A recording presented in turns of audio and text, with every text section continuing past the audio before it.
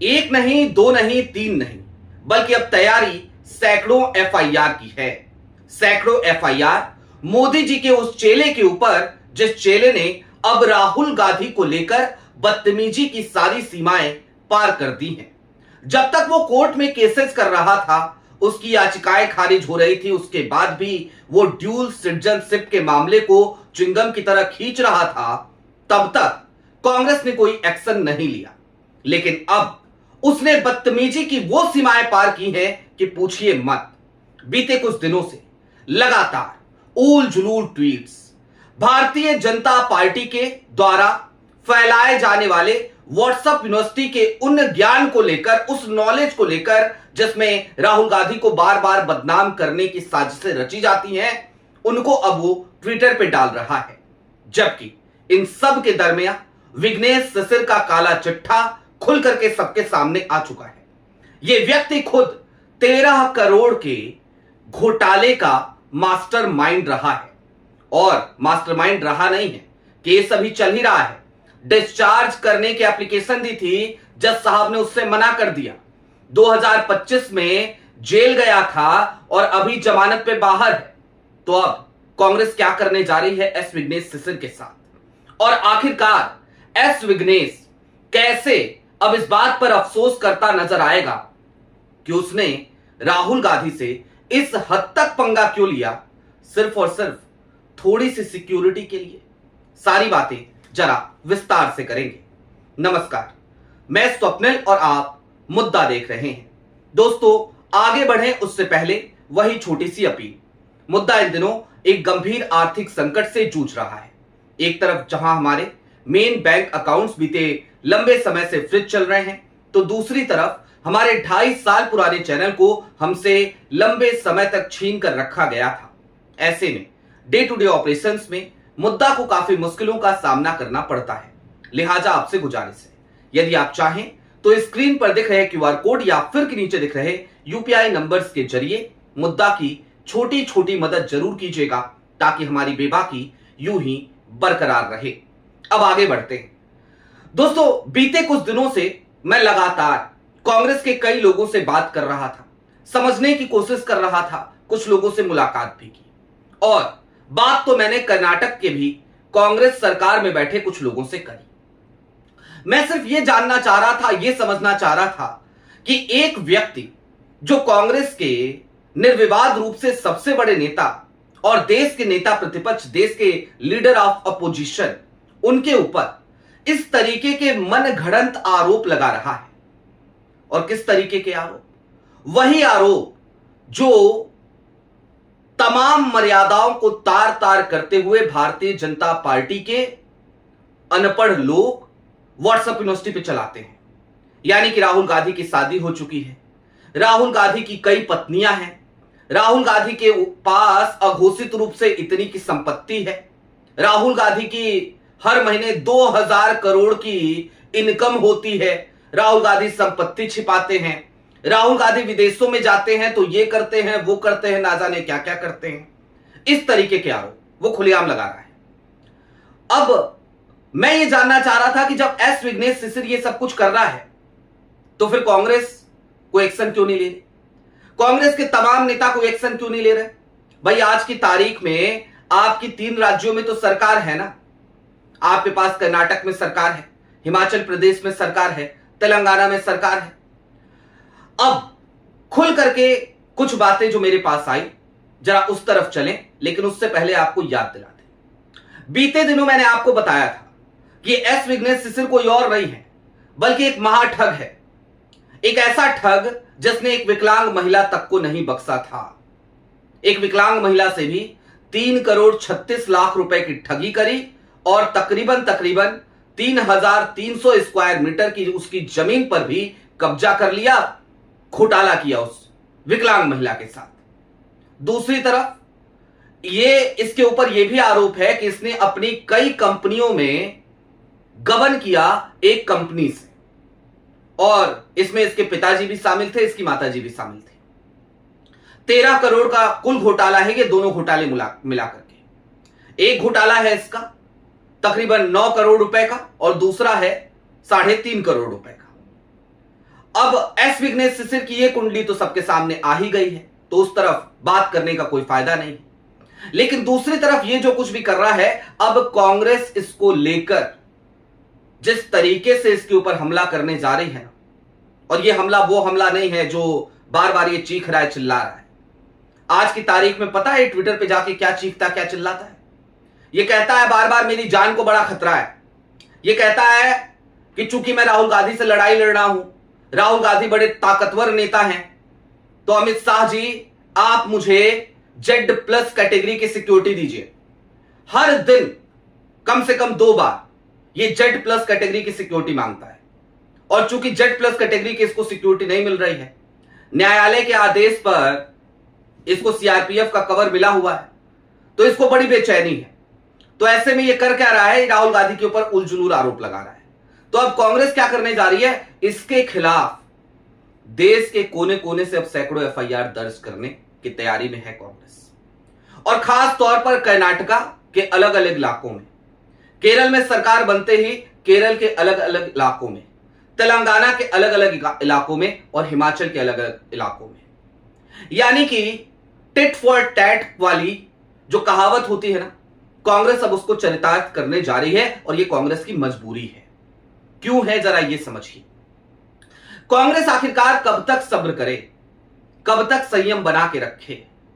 आप जब तक केस कर रहे थे तो ठीक है, केस कीजिए। राहुल गांधी के ऊपर वैसे भी 30 से ज्यादा केसेस हैं। राहुल गांधी कहते हैं ये सारे केसेस मेडल की तरह है। लेकिन एक तरफ आप केस करते हो, फिर आप मीडिया में बाइट्स देते हो, बाइट्स दे करके आप अपनी पॉपुलैरिटी बढ़ाते हो। जिस व्यक्ति को कोई नहीं जानता था, आज वो लगातार चर्चाओं में रहता है, और उसके बाद अपनी उसी लोकप्रियता का फायदा उठाते हुए आप देश के नेता प्रतिपक्ष को और कांग्रेस के निर्विवाद रूप से सबसे बड़े नेता को बदनाम करने की जद्दोजहद में लगे हो। जबकि दूसरी तरफ आपका खुद का इतिहास कलंकित है, आपकी पूरी फैमिली घोटाले में शामिल रही है। आप खुद 2025 में इसी लैंड वाले मामले में जमानत पे बाहर आए। जब आपने खुद को डिस्चार्ज करने की याचिका लगाई, तो माननीय जज साहब ने आपसे सीधे तौर पे कह दिया कि आपको डिस्चार्ज नहीं किया जाएगा, जमानत पे बाहर है, चलिए ये ठीक है, पर्याप्त सबूत मौजूद हैं कि आपने घोटाले किए हैं। और पता है उस विकलांग महिला के साथ इसने घोटाले कैसे किए थे, विस्तार से जरा वो भी जान लीजिए। और फिर आप सोचिए कि ये किस तरीके का कुकृत्य करने वाला व्यक्ति है। एक विकलांग महिला थी, उसको एक गिफ्ट डीड मिला, उपहार में, गिफ्ट में उसको एक जमीन का प्लॉट मिला 3300 स्क्वायर का।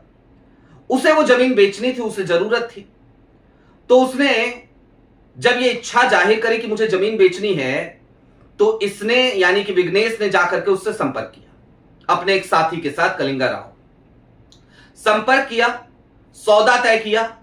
3,36,00,000 रुपए में 3,300 कुछ स्क्वायर फीट की जमीन का सौदा तय हो गया। सौदा तय हुआ तो उस महिला से इसने कहा कि चूंकि ये जमीन बड़ी महंगी है, एक बड़ी रकम है ये, तो आपको ना इसके लिए एक ज्वाइंट अकाउंट खुलवाना होगा। महिला को इतनी जानकारी नहीं थी कि जमीन का सौदा कैसे करना चाहिए, कैसे नहीं करना चाहिए, तो वो इसके बहकावे में आ गई। उसने एक ज्वाइंट अकाउंट खुलवाया इसी के पार्टनर के साथ, यानी कि कलिंगा राव के साथ। अब कलिंगा राव और उस महिला अयम्मा दोनों का ज्वाइंट अकाउंट खुल गया। ज्वाइंट अकाउंट खुलने के बाद उस अकाउंट में वो रकम भी जमा करा दी गई, 3,36,00,000 रुपए, और उसके साथ ही साथ उस महिला से ब्लैंक चेक ले लिया गया। इधर जमीन का सौदा हो गया क्योंकि पैसे आ गए थे अकाउंट में, और उधर चूंकि उस महिला से ब्लैंक चेक, और चेक नहीं कई सारे चेक लिए जा चुके थे, तो धीरे धीरे करके विघ्नेश शिशिर ने अपनी ही अलग अलग कंपनियां, जिन कंपनियों का इस्तेमाल वो पहले भी किया था, उन्हीं कंपनियों में उसने पैसा लेना शुरू किया। इसकी एक और कंपनी है ऑक्टेन कॉफी करके, ऑक्टेन वर्ल्ड वाइड कॉफी, बड़ा अच्छा उसका मार्केट है, 271 करोड़ रुपए का टर्नओवर है उस कंपनी का। उसके बावजूद ये 3,36,00,000 रुपए की एक जमीन के लिए और 3,36,00,000 रुपए के लिए, टोटल 6 करोड़ आप मान लीजिए घोटाला, उसके लिए ये इस तरीके की घृणित हरकत कर चुका है। और वो भी किसके साथ? एक विकलांग महिला के साथ, जिनके प्रति सहानुभूति दिखाते हुए इसी विघ्नेश शिशिर के भगवान इन्हीं के भगवान हो सकते हैं, हमारे तो सिर्फ प्रधानमंत्री हैं, यानी कि मोदी जी। वो कहा करते हैं कि विकलांग मत कहिए, अपमान है, ये दिव्यांगजन है, डिफरेंटली एबल्ड। ठीक है, डिफरेंटली एबल्ड, लेकिन मोदी जी आप ही का चेला इस तरीके का घृणित कार्य कर रहा है और उसके बावजूद वो इस तरीके की हरकतें कर रहा है और उसके बाद गर्व से वो कहता है कि मैं भारतीय जनता पार्टी का सदस्य हूं, मैं राष्ट्रीय स्वयंसेवक का सदस्य हूं। आप लोगों को बड़ी खुशी होती है।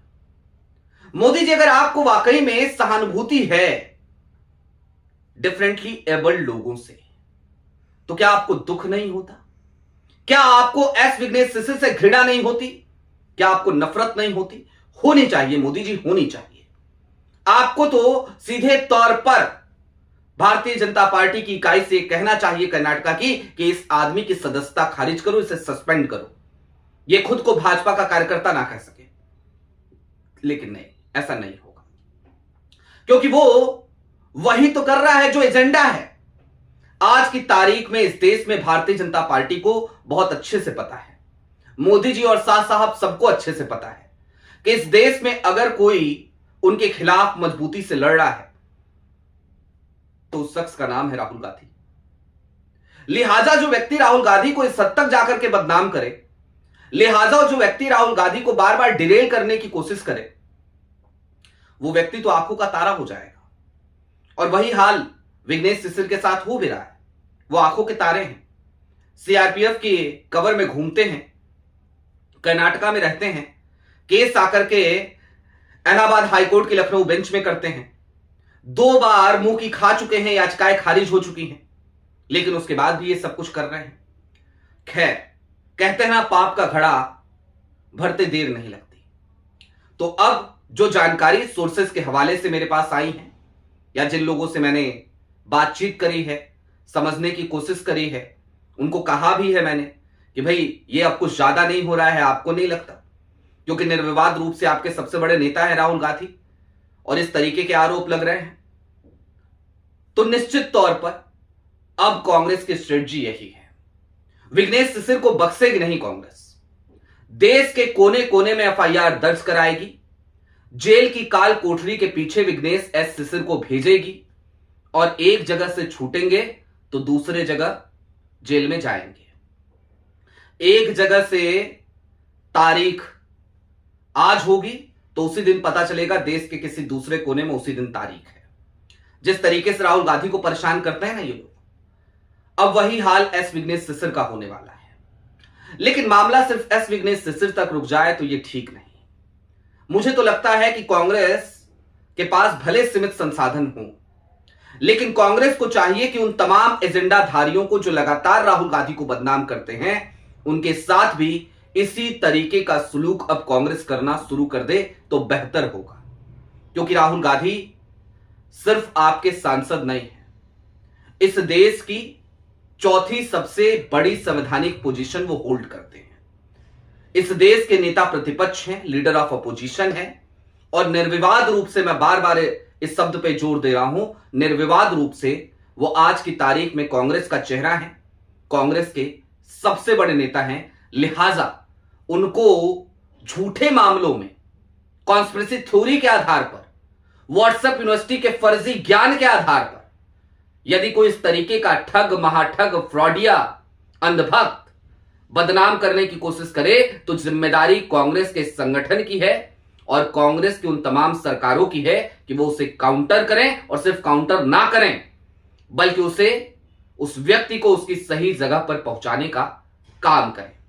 आपकी क्या राय है वो हमें कमेंट बॉक्स में जरूर बताइएगा। अभी के लिए दीजिए इजाजत। चलते चलते फिर वही अपील, चैनल पर नए हो तो सब्सक्राइब करते हुए जाइएगा, सक्षम हो तो छोटी छोटी मदद मुद्दा की जरूर कीजिएगा। बहुत शुक्रिया।